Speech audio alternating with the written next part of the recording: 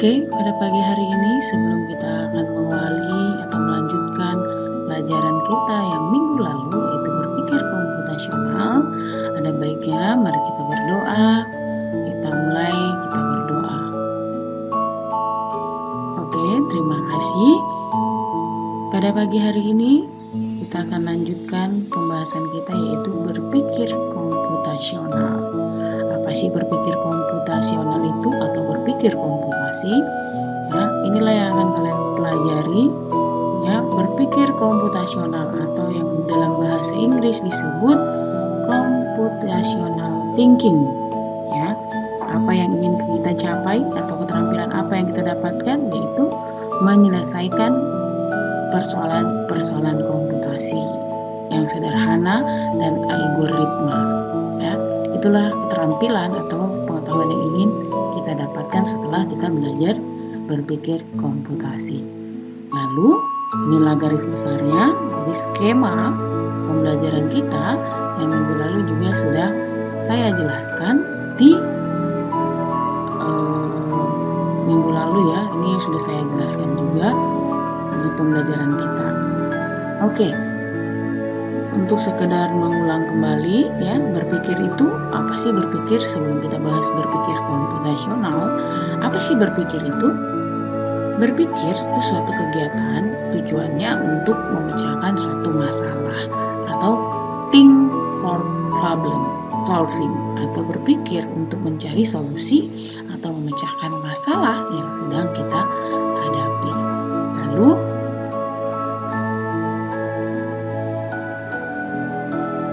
definisi berpikir komputasi ya, atau apa sih berpikir komputasi itu? Ya, berpikir komputasi artinya kita berpikir menyelesaikan masalah atau persoalan yang berkaitan dengan baik itu komputer ataupun non komputer dengan cara logis dan menyeluruh. Artinya kita dapat menyelesaikan berbagai masalah dalam kehidupan kita sehari-hari dengan menerapkan berpikir komputasional atau menyelesaikan permasalahan dengan computational thinking. Oke. Apa contoh sederhana kita berpikir komputasi? Kalian boleh lihat ini. Contoh dari berpikir komputasional. Ketika kamu dalam kehidupan sehari-hari pastilah pernah memasak mie instan ya. Mie instan ini apa yang pertama kali kamu akan lakukan ketika kamu mau buat mie instan? Oke, yang pertama pasti kita akan menyiapkan mie instannya dulu, menyiapkan air, kompor, dan panci.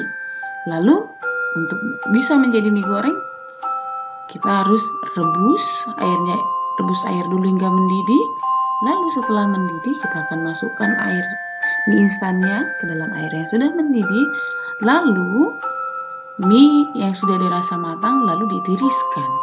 Setelah ditiriskan, kita taruh ke piring, kita beri bumbu yang sudah tersedia. Lalu mengaduknya rata.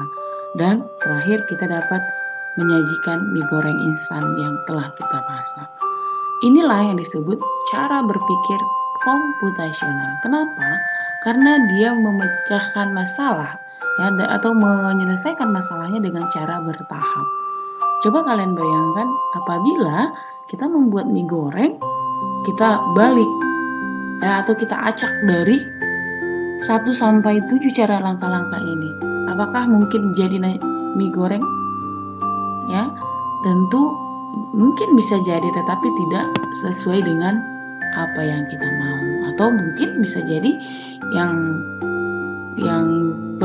bukan berhasil ya, tetapi yang dihasilkan adalah bubur mie goreng mungkin karena kita salah dalam langkah-langkah membuatnya.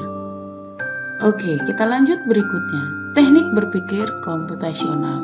Seperti tadi yang Mem bilang bahwa computational thinking itu atau berpikir komputasional itu berarti berpikir menyelesaikan permasalahan secara struktur dan kompleks dan juga berpola.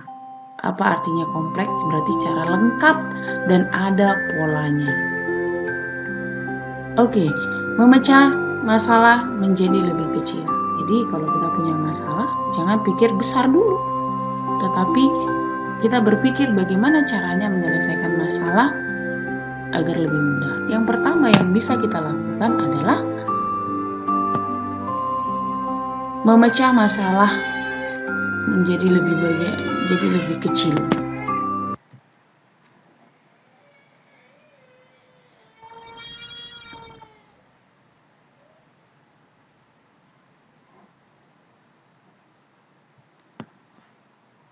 Oke,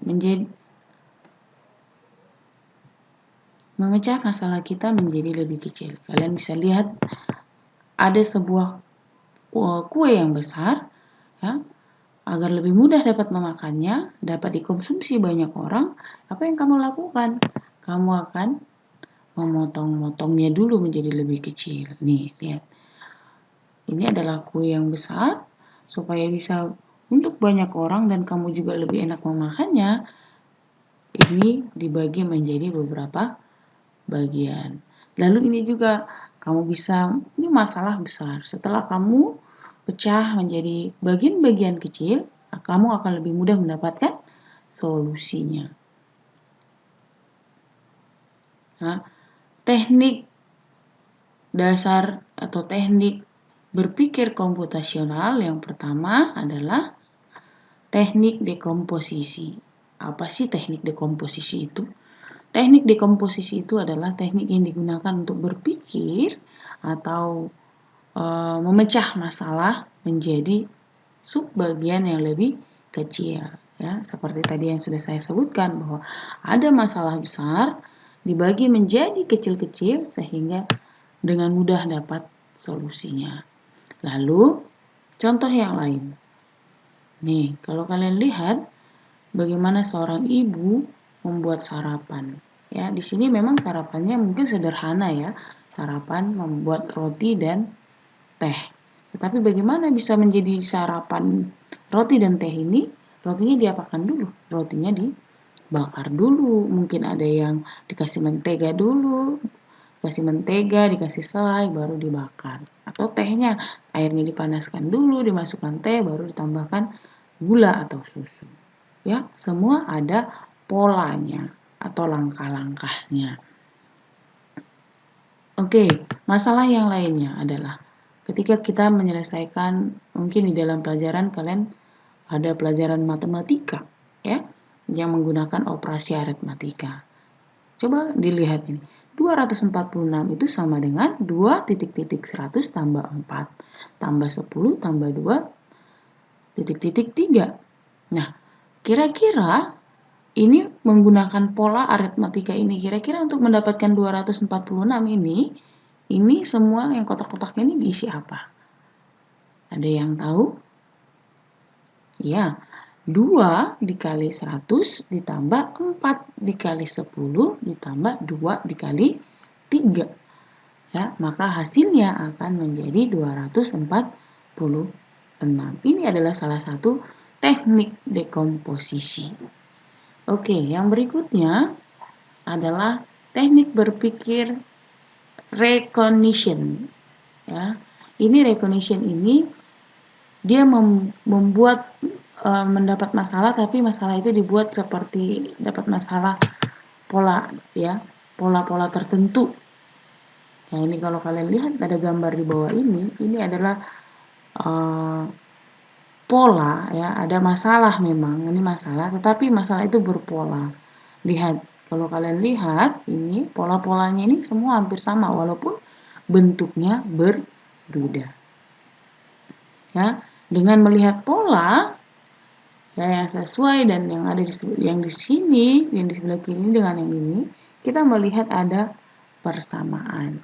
Ya, walaupun ini gambarnya berbeda-beda, mungkin ada yang besar, ada yang kecil, bentuknya pun berbeda, tetapi ada satu pola yang terlihat di sini yang memiliki kesamaan. Ya, ini juga ya, termasuk salah satu berpikir komputasional dengan mengenalkan pola-pola ya. Pola-pola ini kalau kalian lihat ini pola-polanya hampir sama. Ya, sekilas dilihat ini sama, tetapi ada perbedaan memang.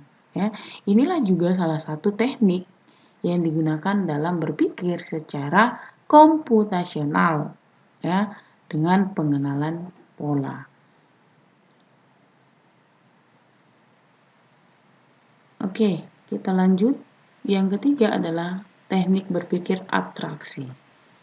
Ya, abstraksi atau sering juga disebut generalisasi.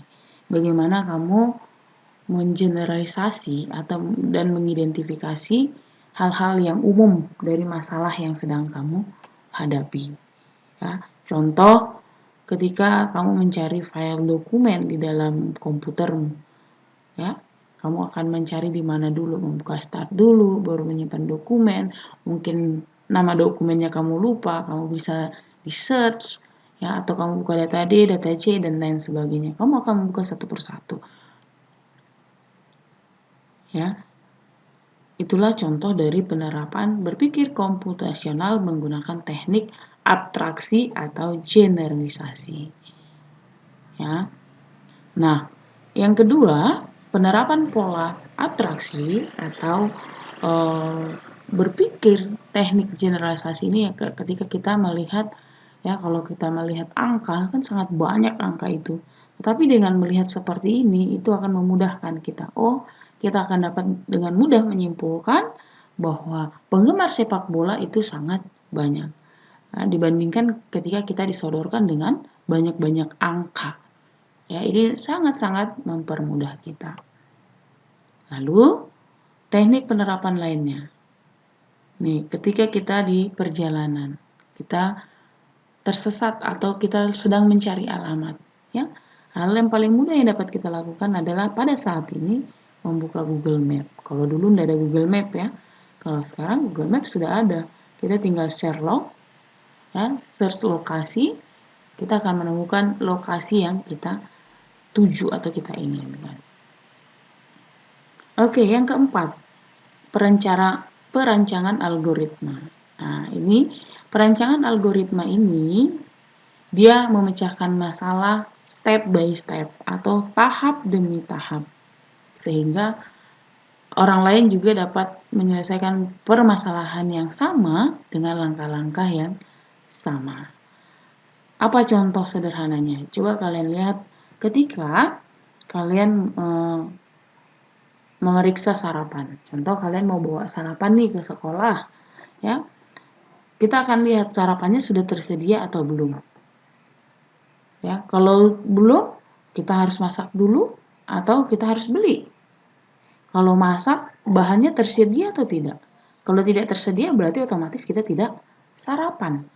Tetapi kalau kita lihat sarapannya tersedia nggak? Oh, ternyata iya tersedia sarapannya. Lalu sarapannya itu dibuat atau dibeli? Ya, inilah yang akan kita pelajari. Inilah caranya bertahap-tahap kan. Jadi hanya memeriksa sarapan saja, ini ada tahap-tahapnya ini.